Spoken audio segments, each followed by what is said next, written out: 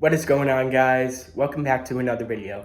In today's video, I will be showing you guys all three of my telescopes and telling you guys what my experience is with using the three of my telescopes has been like. So first off, let's start out with my first ever telescope. Now this telescope right here is a Gskyer AZ90600 telescope.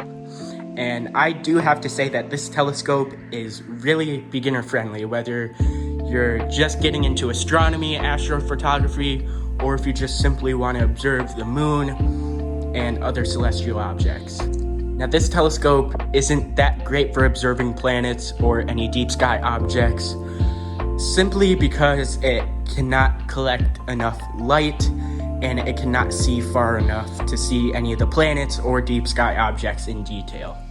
But all you really have to do with this telescope is take the lens caps off from both ends and take the lens caps off the finder scope, and then you're pretty much good to go for lunar observation or lunar photography. And next up, we have the Celestron Astromaster 114 EQ Newtonian telescope. Now we're taking a bit of a leap here when it comes to your overall experience. With Newtonian telescopes like this one, you have to have some knowledge about Newtonian telescopes. Now this is obviously a huge jump up experience-wise and obviously price-wise from the Gskyer AZ90600 telescope. But this right here is the Celestron Astromaster 114 EQ Newtonian telescope. Now with this telescope, you have to have some knowledge about Newtonian telescopes and how to use them, and some knowledge on equatorial mounts and how to polar align. But if you do decide to get this telescope as your first telescope, it does come with a step-by-step guide on how to do the polar alignment process and how to set up your telescope. Now this is obviously a big jump price-wise and experience-wise from the Gskyer telescope I showed you guys at the beginning of the video. But this right here is my Celestron Astromaster 114 EQ Newtonian telescope. This was my second telescope, and I've been able to observe the moon in great detail, as well as Mars and a couple of the other planets. And as you can see, there's a little bit different of a finder scope on top of this telescope. This is the Celestron red dot finder scope. And batteries do come with the finder scope, but they do not come with replacements, so once they die, you are going to have to replace the batteries yourselves. But don't worry, because in the instruction manual, it has instructions on how to take this apart and replace the batteries and put it back together again. And here we are at the back of the telescope. You could see these bolts right here. Now these three bolts on the back of this telescope are to adjust the mirror that's sitting at the back of the telescope.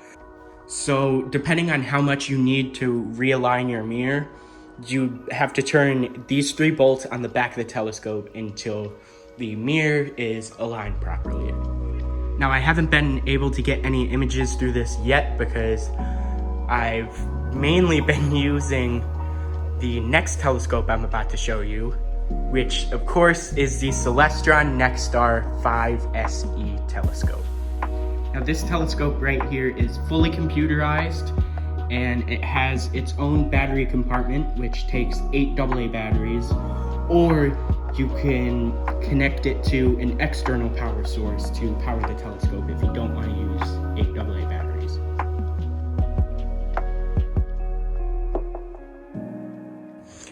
The Celestron NexStar 5SE, as well as the rest of the SE telescopes, which I believe goes all the way up from Celestron NexStar SE, which is basically the Star 1 SE, all the way up to 8.